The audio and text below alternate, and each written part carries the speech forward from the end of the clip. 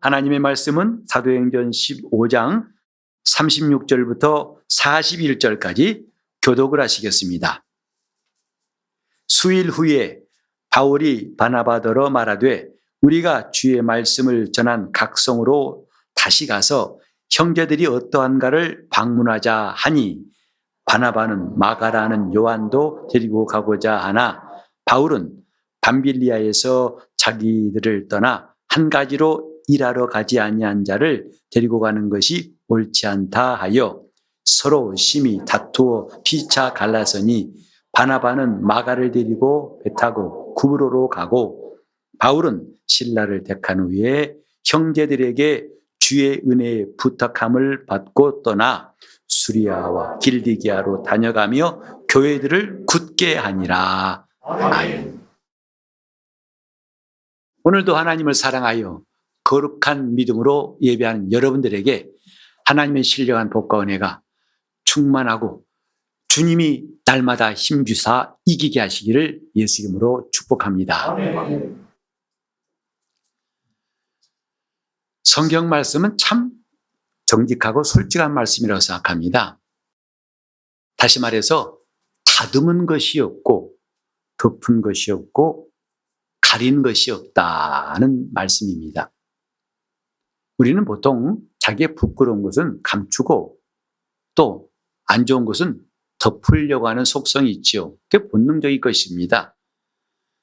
그런데 성경은 매우 솔직한 말씀. 아가서에 보면 남녀 간의 사랑을 그렇게 아주 리얼하게 표현한 적도 없고요. 또 잠언에 보면은 정말 얼른 그 장을 넘기고 싶은 아주 섬세한 묘사도 있고 성경에 이것은 좀 안 좋으니까 덮자 이런 식이 없고 있는 그대로 솔직하게 성경에 내용이 기록된 거 보면은 때로는 당황스럽기까지 합니다. 성경이 이렇게 우리에게 모든 걸 다 그대로 보게 하시는가? 이건 아마도 이 다음에 주 앞에 설 때에 주님이 우리를 그렇게 다 혼과 영과 관절과 골수를 찔러 쪼개기까지 하면서 만물이 벌거벗은 것 같이 주 앞에 드러납니다 하신 말씀같이 모든 게 다 주 앞에서는 드러난다는 것을 깨닫게 할지도 몰라요. 어쨌든 오늘 우리는 성경에서 그리 바람직하지 않고 좀 웬만하면 덮었으면 하는 내용을 읽었습니다. 그 내용은 다른 게 아니라 바울과 바나바가 심히 서로 다투어서 마침내 갈라지더라. 그 당시 안디옥 교회의 지도자였던 바울과 바나바가 요즘 말로 세게 부딪힌 겁니다. 이게 심히 다투었단 말 본 거니까 말다툼 몇 번 했다는 뜻은 아닌 것 같아요. 모두가 다 알 만큼 대판 싸운 거죠. 아마 그런 표현이 어찌 보면 더 우리에게 다가올지 몰라요. 바울과 바나바가 서로 심히 다투었더라. 다툰 이유는 간단합니다. 이제 바울이 제안하기를 전에 말씀을 전한 곳을 다시 한번 가가지고 그들이 잘 있는가 하면 살펴보자, 방문해보자 하는 제안이었어요. 이것은 아마 성령께서 바울의 마음을 감동하사 주의 몸된 교회를 양육하시고 돌보시는 주님의 마음을 그가 가지고 이런 제안을 했던 것으로 봅니다. 그리고 바나바도 그 말 듣고 선뜻 좋다고 생각했습니다. 여기까지는 의견이 일치했어요. 그러나 바로 그 다음에 두 사람은 팽팽한 의견의 갈등과 대립이 있었는데 그건 뭐냐 하면 일행 가운데 마가라는 요한을 데리고 가자는 것과 안 된다는 것. 이것이 이슈였어요. 알려진 대로 마가, 우리도 그에 대해서는 별로 낯설지 않습니다. 그 사람은 곧 마가복음의 저자예요. 마가복음을 쓴 저자이고 또 개인적으로는 바나바의 생질입니다. 생질은 뭐냐 하면 누이의 아들을 말하는 거예요. 즉 여자 형제의 아들을 가리켜 말할 때 생질이 그럽니다. 보통 형제들끼리의 아들은 질, 그리고 그 부인은 질부 그러죠.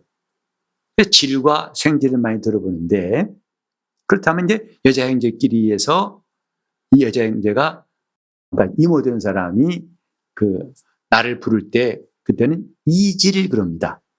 이종관계의 조카다 해서 이질 그렇습니다. 이렇게 마가와 바나바는 가까운 사이였고, 바나바는 같이 데리고 가고 싶었어요. 그러나 바울은 반대했습니다. 이유는 분명했어요. 지난번 전도여행 때에 중도에서 지멋대로 돌아가 버렸다 이 말이죠. 끝까지 함께하지 않고 돌아가 버렸다. 그런 사람을 데리고 갈 수 없다 하는 것이 바울의 입장이고, 그래도 데리고 가자 하는 것이 바나바의 입장이에요. 아마 바울이 생각했을 때는 마가가 선교에 대한 소명이 없는가 보다. 이 사람 뭔가 일꾼에 부적합하다고 판단했을지 몰라요. 그래서 마가라는 요한이 합류하는 것을 반대했었고, 바나바는 하자고 했었고, 자, 여러분은 어떤 사람의 입장이 더 이해가 되고 여러분은 그들의 입장에 서고 싶습니까? 바울입니까? 바나바입니까? 어쨌든 이들이 심하게 다투어가지고 화해가 안 되고 마침내 쩍 갈라졌어요. 그런데 우리는 이런 다툼이라는 문제를 왜 성경을 통해서 보려고 하냐면, 사실은 이건 2000년 전에 안디옥 교회 일만이 아니라 21세기 오늘날 우리에게도 남의 일 같지 않은 거 아니겠습니까? 오늘날 교회마다 다툼이 적지 않다는 게 안타까운 일이지만 부정할 수 없는 현실이에요. 그래 교인끼리 다투고 목회자와 교인끼리 다투고 마침내 교회가 갈라지고, 그리고 안 갈라졌지만 그 안에 상처가 남아가지고 서로 대립하고 갈등한 일들을 우린 심심치 않게 볼 수 있죠. 다툼이라는 것 결코 좋은 것이 아닙니다. 하지만 우리는 이걸 어떻게 극복해야 할 것인가, 또 이런 다툼을 하나님은 어떻게 보시는가, 이것을 알기 위해서 오늘 이 본문을 우리는 유심히 볼 필요가 있습니다. 결론부터 말씀드리자면 이 바나바와 바울의 다툼 하나님이 보셨다는 거예요. 그들 둘만의 일로 끝나지 않고 하나님이 이 일에 대해서 주시하시고 그분의 판단이 나와 있더라 이 말이죠. 그것은 곧 다툼을 한 다음에 그들의 삶의 여정을 보면 알 수 있어요. 곧 바나바는 39절에 보니까 마가를 데리고 배 타고 구브로로 가고 그랬어요. 단지 이 기록밖에 없어요. 그래서 많은 사람들은 이 성경 볼 때마다 어떤 모습을 떠올리냐면, 그렇게 치고받고 싸운 다음에 흥분해가지고 화가 나서 휙 교회를 떠나버린 그런 바나바의 모습을 많은 사람들이 연상합니다. 사실 바나바는요 굉장히 중요한 인물이라는 거 우리는 4장부터 보았죠. 초대교회 예루살렘 교회에서 중요한 역할을 했어요. 그리고 많은 사람들을 권면하고 위로하고, 그래 그 별명이 권위자예요. 바나바의 별명입니다. 그만큼 칭찬받고 또 자기 소유를 다 팔아가지고 교회에 헌신한 사람이에요. 그 나중에는 안디옥 교회가 섰을 때 그 교회에 와서도 지도자로 일했던 사람 아닙니까? 그리고 무엇보다도 바울이라는 사람을 저 변방에서 아웃사이더로 떠돌지 않고 주님의 교회에 들어와서 정착할 수 있도록 그를 잘 이끈 사람이에요. 이게 바나바예요. 자, 그런데 그의 일생이 적어도 성경에 나온 기록 보면은 오늘 이후에 다툰 이후에 너무 초라해요. 마가라는 자기 조카 생지를 데리고서 그냥 교회에서 가고 떠나고 했어요. 그리고 그는 구브로라고 하는 자기 고향, 오늘날 키프러스죠. 지중해 섬이죠. 그 자기 고향인데 거기로 갔다고 받고만 나와 있고 거기서 무슨 일이 했는지 그리고 그 이후의 행적은 전혀 성경에 나와 있지 않습니다. 그런가 하면 이 바울은 여기 40절에 보니까 바울은 신라를 택한 후에 형제들에게 주의 은혜의 부탁함을 받고 떠나 그랬어요. 즉 교회가 이제 바울의 두 번째 전도 여행을 위해서 기도하고 격려하면서 이를 보냈다 그랬어요. 다시 말해서 바나바는 그냥 교회를 나간 것이고 바울은 교회가 그를 보내었다. 그를 보내니까 갔더라 이 말이죠.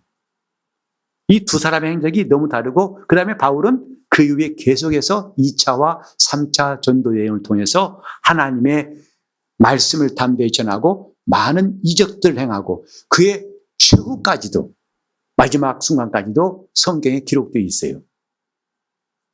자기가 이제 주님 앞에 갈 때가 얼마 되지 않은 그 심정까지도 성경에 기록이 되어 남아 있습니다. 너무나 다른 이 두 사람 모습을 보면서 우리는 뭘 배워야 할 것인가를 오늘 생각해 보려고 합니다. 바울의 의견은 뭐냐면 저 마가라는 사람이 자기 멋대로 중간에 포기한 것 그건 내가 이번에 함께 가는 것에 합당치 않다고 생각한다. 이게 바울의 주장이었어요.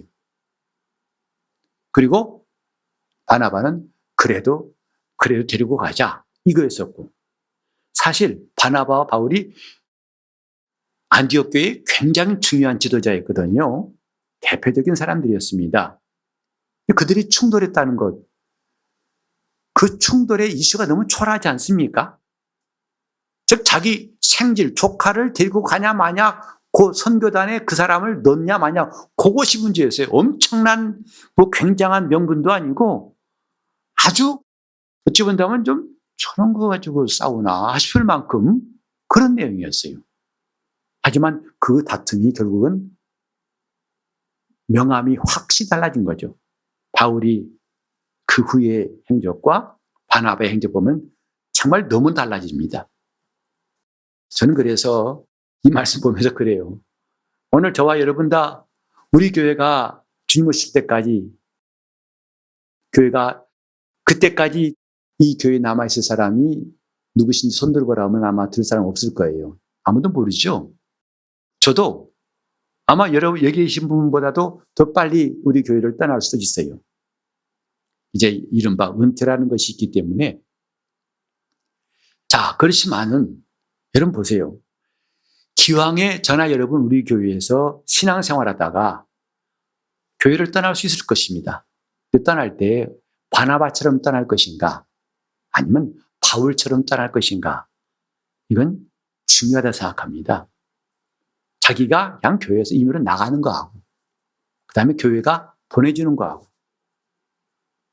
저는 그래서 우리 교회에서 일하신 분들이 나중에 교회를 떠날 때 저는 정말 가능하면 최대한 우리 교회가 오늘 바울처럼 주의 은혜의 부탁함을 기도하면서 보내드렸으면 좋겠어요. 목사뿐만 아니라 교육자뿐만 아니라 우리 장로님이나 안수 집사님들이나 우리 집사님들이나 성도들 모두가 다 여러 형편이 있을 때 우리 교회를 떠나게 되었어요. 그러면 정말 우리 교회가 바울을 파송하듯이 그를 축복하면서 기도해 주면서 보내는 일들이 오늘 이후에 한 분도 빠짐없이 있길 바랍니다. 얼마나 아름다운 일입니까? 이 두 사람의 다툼과 그 결과 그것을 우리는 주목해야 할 게 뭐냐면 하나님이 보시고 하나님이 판단하심이 있다는 거죠. 그 당사자 간의 다툼으로 끝나는 게 아니라 하나님이 중간에 심판하고 계시다는 거죠. 누가 옳고 누가 그르고 누가 잘했고 못했고를 판단하신 분이 계시다 이 말이죠. 그래서 우리가 이런 일이 생길 때마다 매우 조심하고 또 하나님의 시선을 느낄 수 있어야 한다고 생각합니다.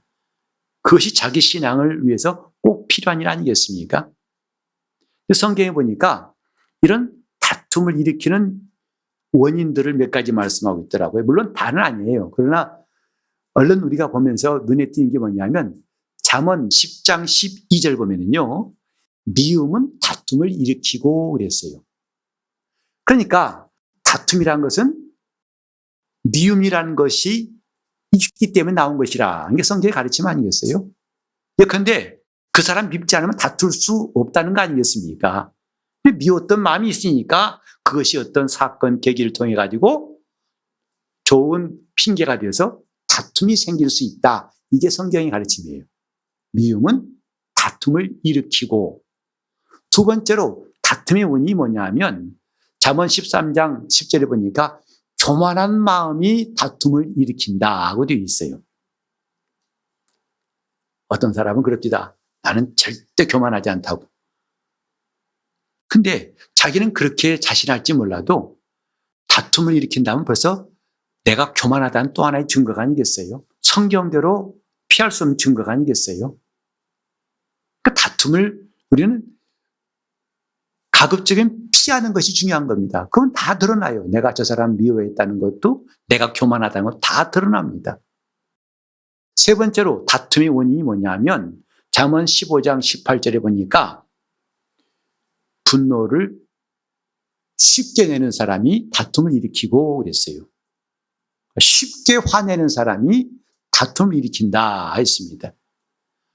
그러고 보니까 이 말씀을 제가 읽을 때마다 가슴이 찔려요. 남의 일 같지가 않고. 그래서 여러분 앞에서 제가 이런 말씀을 전할 때에 나는 안 그래요. 여러분이 잘하세요. 절대로 그런 게 아니에요. 저도 별반 차이가 없어요. 오히려 더 허물이 많을지 몰라요. 어쨌든 다툼은 이런 바탕에서 나온다. 미움과 교만함과 쉽게 분내는 그런 사람에게서 다툼이 일어난다. 그래서 바울은 아예 감독의 조건에 대해서도 엄히 명하기를 마땅히 주의 종은 다투지 아니하고 라는 말씀이 있어요. 제가 제일 찌르는 말씀 가운데 하나예요. 다툼이라는 것은 이렇게 내 신앙생활, 사역에도 큰 상처를 남기고 후유증이 심하다는 것을 익히 느끼고 있습니다.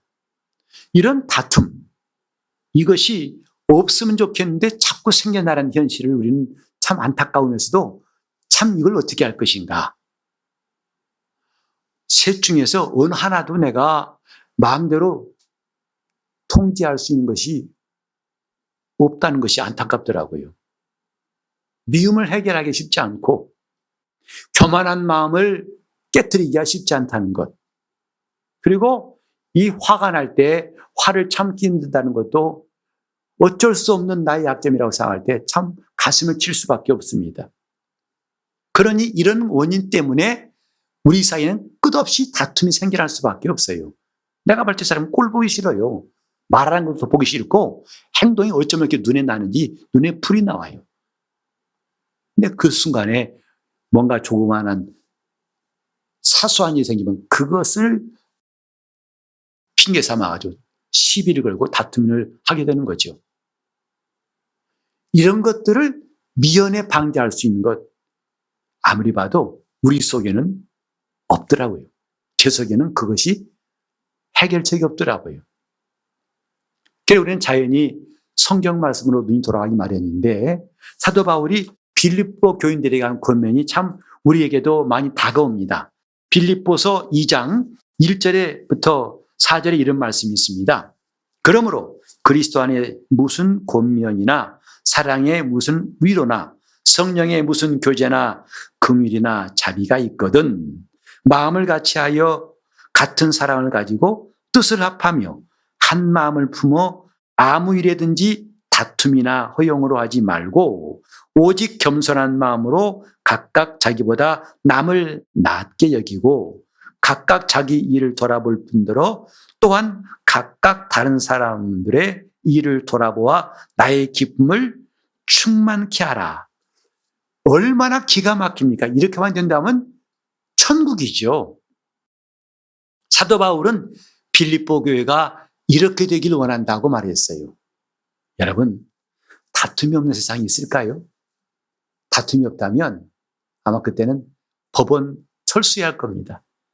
지금 법원마다 다툼, 소송거리가 쌓여서 판사들이 경무에 시달린다지 않습니까? 그냥 졸속 판결도 할 수밖에 없는 사람 숫자에 비해서 재판해야 할 소송은 넘쳐난다는 거죠. 그만큼 다툼이 많은 거예요. 세상은 다툼이 많은 이곳.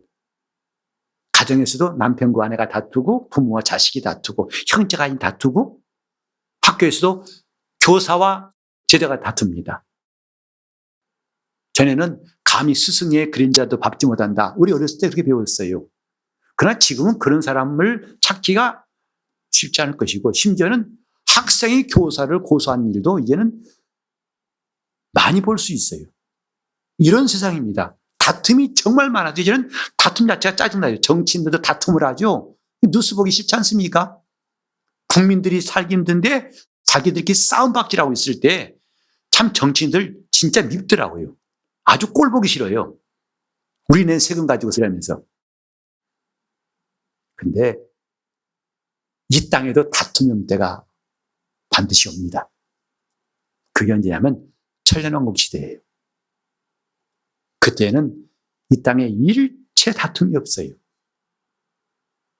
그래서 어린아이가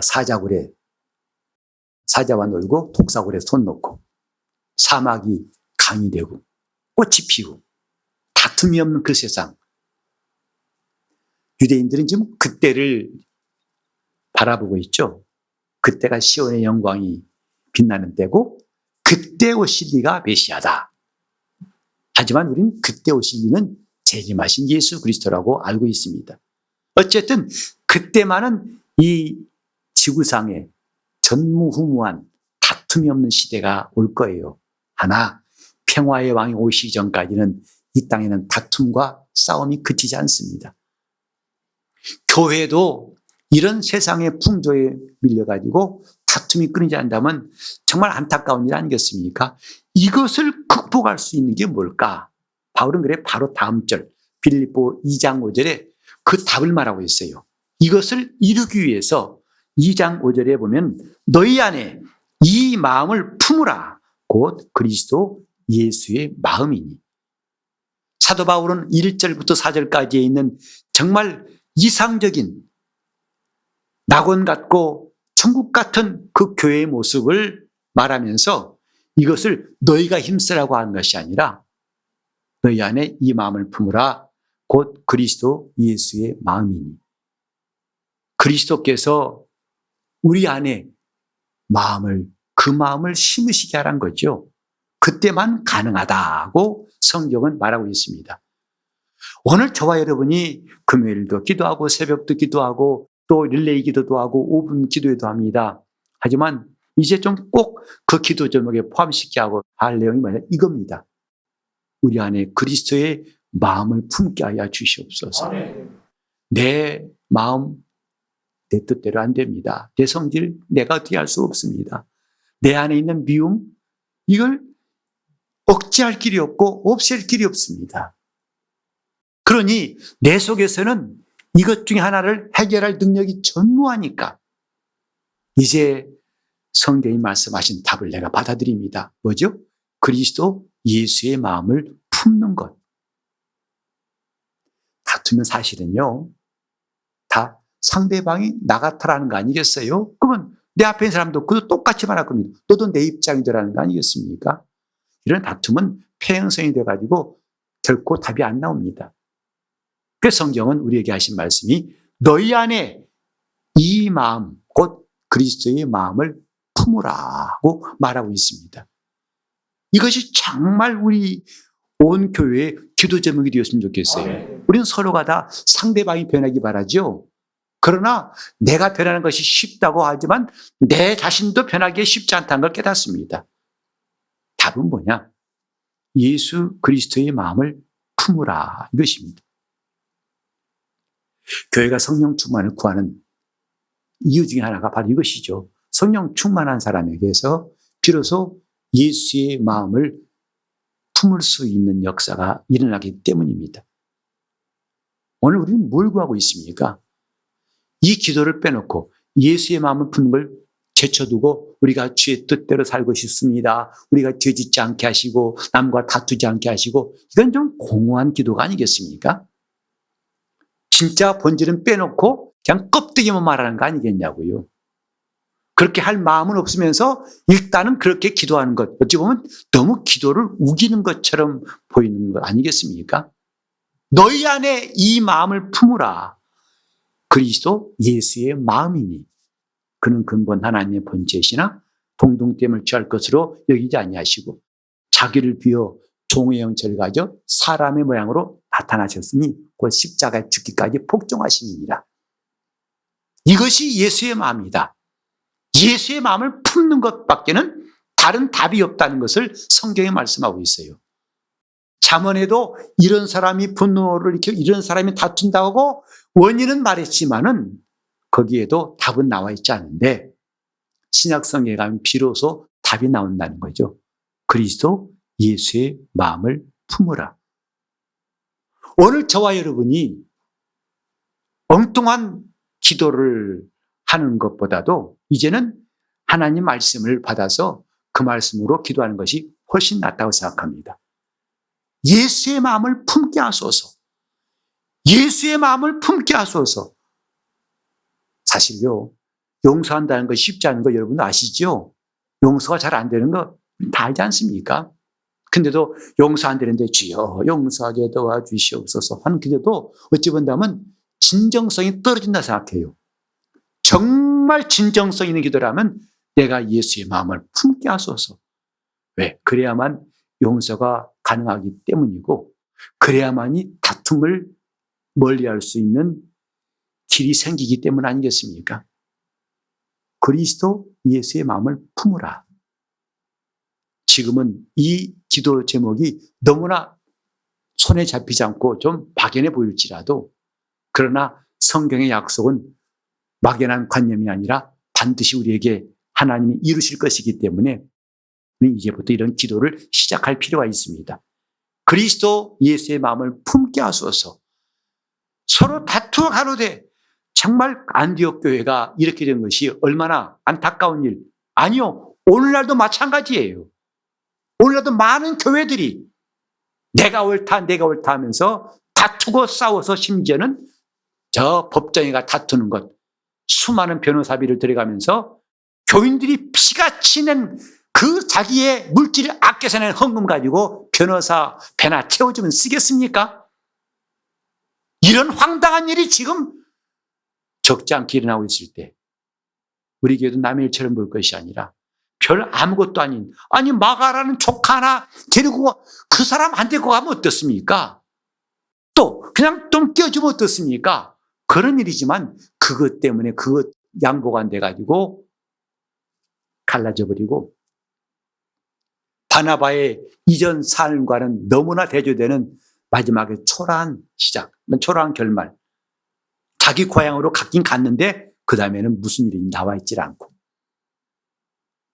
참 이런 일을 보면서 우리는 하나님 앞에서 깨닫는 게 있어야겠다 이 말이죠. 우리 속담에도 타산지석이란 말이 있잖아요. 남의 산에 있는 돌이란 뜻인데 그 뭐냐면 남의 일을 보면서 그걸 통해 내가 배우라는 거 아니겠어요? 이게 남의 일이 아니야. 너도 이런 일을 당할 때 어떻게 할 것인지 배워라. 타산지석이란 말을 쓰는데 우리가 성경을 타산지석 이상으로 봐야 하지 않겠습니까? 왜? 이 성경은 우리 신앙인들에게 너무나 밀접하고 또 아주 실감나는 이슈들을 다루고 있기 때문이에요. 사건도 그렇고 여기 보세요. 지금 이 성경 가르침은 막연한 철학적인 내용이 아닙니다. 지명이 나오고 인명이 나오고 구체적인 사건이 나와요. 뭡니까? 이것은 실제 상황이라는 거죠. 오늘날도. 그때 우리는 어떤 사람이 될 것인가? 제일 좋은 것은 다투지 않는 것입니다. 그리고 혹시 다툼이 생길지라도 빨리 끝이는 것이고 끝이더라도 최소한도 후유증이 남도록 그게 지혜롭게 해야 한다는 것이죠. 그래야 그 사람에게 상처를 주고 돌이킬 수 없는 결과가 나오면 정말 이건 아니다는 거죠. 근데 저 뒤에 보면요. 나중에 마가는 다시 바울의 동역자라고 골로새 4장 10절에 나와요. 그리고 그는 나중에 마가복음을 기록하면서 그러니까 그가 어떤 과정인지 모르겠지만 그가 이제는 성장하고 성숙하고 변화가 되어가지고 사도 바울의 귀한 동역자라고도 바울이 소개하고 그런 게 나옵니다만 바나바는 그 뒤에 소식이 없어요. 그렇게 잘 나가던 훌륭한 초대교회 지도자였던 사람이 오늘 이 사건 이후로 다 이제는 사라지고 지워졌다는 게 얼마나 안타까운지. 오늘 우리는 주님 앞에서 저나 여러분 다 다툼 소지가 충분하고 가능성이 너무나 많지 않습니까? 99.9% 생각해요. 톡 건드리면 나올 거예요. 그것이 우리 모습이란다면 이걸 내 스스로 제할 수 없고 오직 답은 그리스도 예수의 마음을 품는 것. 그런 그 기도의 응답을 우린 전심으로 구해야겠다고 생각합니다. 예수의 마음을 품으십시다. 그리고 그 마음으로 살려고 주님께 매달린다면 주님은 우리의 삶이 더 풍요롭고 또 나 때문에 상처받고 나 때문에 교회를 떠나고 나 때문에 갈라진 사람이 더 이상 나오지 않도록 주님은 인도해 주실 것입니다. 주님은 나의 구주시니 예수 그리스도의 마음을 품고 오직 그 마음으로 살 수 있기를 예수 이름으로 축원합니다. 이 시간 이를 위해서 통성으로 주님, 나는 다툼을 피할 능력도 지혜도 없습니다. 오직 주님의 마음을 품고 내 영혼이 화평케 한 사람으로서 주님께서 끝까지 귀 쓰신 사람으로서 쓰임받게 해달라고 통성으로 기도하시겠습니다. 주님 앞에 설 때마다 부끄럽고 정말 죄송스러운 마음을 금할 수 없는 이 심령을 다시금 내놓고 기도하오니 주님의 자비와 긍휼을 베풀어 주시옵소서. 예수께서 피 흘려 구원하셨건만 아직도 내 뜻대로 예배하고 내 마음대로 고집대로 살되 내 주장을 양보하지 않으므로 다툼이 생기는 지금까지 삶이 참으로 얼마나 부끄럽고 얼룩지고 하나님 앞에 죄스러운지 주여 용서하여 주시고 바울과 바나바의 다툼을 우리가 더 이상 모른 채 하지 않게 도와주시고 이 말씀을 주목하면서 내 영혼이 깨달아야 할 것들을 성령께서 계속 가르치시고 인도하여 주시옵소서. 주님, 내 속에는 다툴 수 있는 그 가능성이 99.9% 이상입니다. 주님 용서하여 주시고 내 안에 있는 미움도 교만함도 또 쉽게 분을 내는 이 성질도 하나도 다스릴 수 없음을 고백하오니 주 예수의 마음을 품게 도와 주시옵소서. 이것만이 유일한 답인 줄 알고 이 말씀을 놓지 않고 붙들게 도와 주셔서 주님, 지금까지 얼룩지고 험한 내 삶을 이제는 흠도 점도 없이 주 예수의 날까지 보존하시는 성령의 역사를 순종하게 도와 주셔서 우리 교회가 참으로 주님 보시기 아름다운 교회, 각각이 주님 몸된 교회의 귀한 지체로 쓰임받게 도와주시고 우리가 모든 지체를 서로 존중하고 돌아보며 온전한 주의 몸된 교회를 이루게 도와주시옵소서. 주님 도와주시옵소서. 이 말씀 너희 안에 이 마음을 품으라고 그리스도 예수의 마음이라 하신 이 말씀 죽을 때까지 우리가 놓지 않고 붙들게 도와주시고 이 말씀을 따라가게 도와주시옵소서. 예수 이름 받들어 기도를 드리옵나이다. 아멘.